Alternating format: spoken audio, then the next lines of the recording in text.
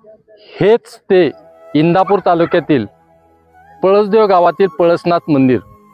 या मंदिराचं वैशिष्ट्य असं आहे, हे मंदिर पूर्णपणे हेमाडपंथी पद्धतीने बांधण्यात आलेले आहे आणि हे मंदिर 1019 साली या मंदिराची स्थापना झाली। म्हणजे 1019 साली हे मंदिर बांधलेलं आहे। या मंदिराचं पळसनाथाचं मंदिर आहे। पळसनाथ हे दैवत आहे, ग्रामदैवत आहे। हे ग्रामदैवत अतिशय जागृत स्वरूपाचं होतं आणि आज ते पूर्णतः उघडं झालेलं आहे। भीमा नदीचं पात्र, पाण्याचं पात्र पाणी घटल्यामुळे खाली गेल्यामुळे, पाणी पातळी घटल्यामुळे हे मंदिर पूर्णतः उघडं झालेलं आहे। या ठिकाणी अनेक पर्यटक, भाविक आणि अभ्यासक यांची अक्षरशः रीघ लागलेली आहे। आपण ते बघू शकता। नमस्कार प्रेक्षकांनो, आज आपण पळसदेव या ठिकाणी आलेलो आहोत। इंदापूर तालुक्यातील पळसदेव हे असं एक छोटंसं गाव आहे। या गावामध्ये उजनी धरण झाल्यानंतर संपूर्ण गाव विस्थापित झाले। या गावामध्ये मंदिर असतील, घरं असतील, हे संपूर्णपणे पाण्याखाली गेले आणि हे गाव अक्षरशः सर्व पाण्यामध्ये बुडालं। दिवसेंदिवस पाण्याची पातळी घटत असताना या वर्षी देखील गेल्या वर्षी पाऊसमान कमी झाल्यामुळे उजनी धरणामध्ये पाण्याची पातळी अतिशय कमी होती आणि आताच्या ह्या चालूच्या उन्हाळ्यामध्ये पाणी पातळी अतिशय झपाट्याने खाली गेल्यामुळे हे प्राचीन मंदिर उघडं पडलेलं आहे। या गावामध्ये येत असताना या गावाचं वैशिष्ट्य आहे, इंदापूर तालुक्यातील हे पळसदेव हे येथील हे जुनं ग्रामदैवत आहे। हे पळसनाथाचं मंदिर आहे। ग्रामदैवत अतिशय प्रसिद्ध असून सुमारे 46 वर्ष हे मंदिर उजनी धरणाच्या पाण्याखाली लुप्त झालेलं होतं। मात्र ज्या वेळी उजनी धरणाचं पाणी ओसरत जातं त्यावेळी पळसनाथाचं मंदिर उघडं पडतं आणि या मंदिराचे जे भाविक भक्त आहेत त्यांच्यासाठी एक पर्वणीच असते आणि या ठिकाणी दर्शनाला लांबून लोक येत असतात। उजनी धरणाची पाणी पातळी घटल्यामुळे पळसनाथ मंदिर पाण्याबाहेर आले असून मंदिर पाहण्यासाठी पर्यटकांबरोबरच अभ्यासक देखील उत्सुकतेने या मंदिराकडे येत असतात। ग्रामदेवतांची प्राचीन हेमाडपंथी मंदिरे असलेल्या या पळसदेव ग्रामस्थांनी पुनर्वसनानंतर असंच प्राचीन पद्धतीचं मंदिर आता सध्या जे पळसदेव गाव आहे त्या ठिकाणी बांधलेलं आहे। यामध्ये प्राचीन मंदिरातील मूर्ती शिवलिंगी प्रतिष्ठापना करण्यात आलेल्या आहेत, मात्र प्राचीन मंदिराचा ठेवा तसाच ठेवण्यात आलेला आहे। उजनी धरणाच्या निर्मितीनंतर 1978 साली उजनी धरणात प्रथम पाणीसाठा झाल्यानंतर 24 वर्षांनी सन 2002 मध्ये हे गाव पूर्ण पाण्यापासून पाणी खाली गेल्यामुळे, पाणी पातळी घटल्यामुळे प्रथम उघडे पडलेलं होतं। त्यानंतर 2013ला देखील अशीच अवस्था, हे मंदिर सर्व भाविकांसाठी दर्शनासाठी खुलं झालं, पाणी पातळी खाली गेलेली होती आणि 2017 साली हे मंदिर पाण्याबाहेर आले आणि मागील वर्षी म्हणजे 2023ला मंदिर पाण्याबाहेर आले। गेल्या वर्षी पाऊस कमी झाल्यामुळे यंदा मार्च महिन्यात पळसनाथाचे हे मंदिर पाण्याबाहेर आले। पावसाचे आगमन होईपर्यंत हे मंदिर पाण्याबाहेरच राहणार आहे। तोपर्यंत या ठिकाणी या पळसनाथाला मानणारे भाविक भक्त असतील, पर्यटक असतील, अभ्यासक असतील, यांच्यासाठी एक पर्वणीच आहे आणि त्यामुळे हे सर्व लोक या पळसनाथाचा प्राचीन ठेवा पाहण्यासाठी गर्दीच करणार आहेत। आपण या मंदिराच्या पुरातन मंदिराचं, प्राचीन मंदिराचं वैशिष्ट्य काय आहे आणि हे पाण्यामध्ये गेल्यानंतर हे कशा पद्धतीने झालेलं आहे, या ठिकाणी एक भाविक भक्त महिला आजी आहेत। आजी, तुमचं नाव काय? माझं नाव सरस्वती भैलुमे। गाव माझं हे टाकळी माहेर आहे, येवतला माया। माझं गाव कर्जत आहे, येवतला राहतो आम्ही। बर, या मंदिराविषयी काय तुम्हाला काय वाटतं?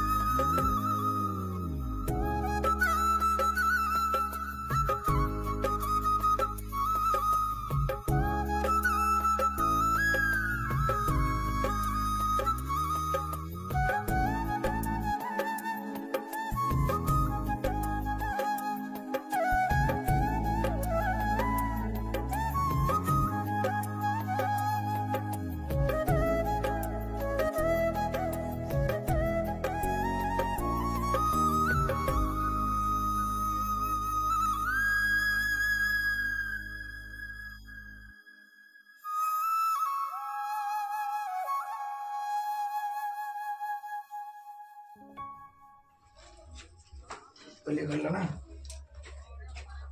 बाबा मशीन चालतं दोघं चक्कर करून पाणी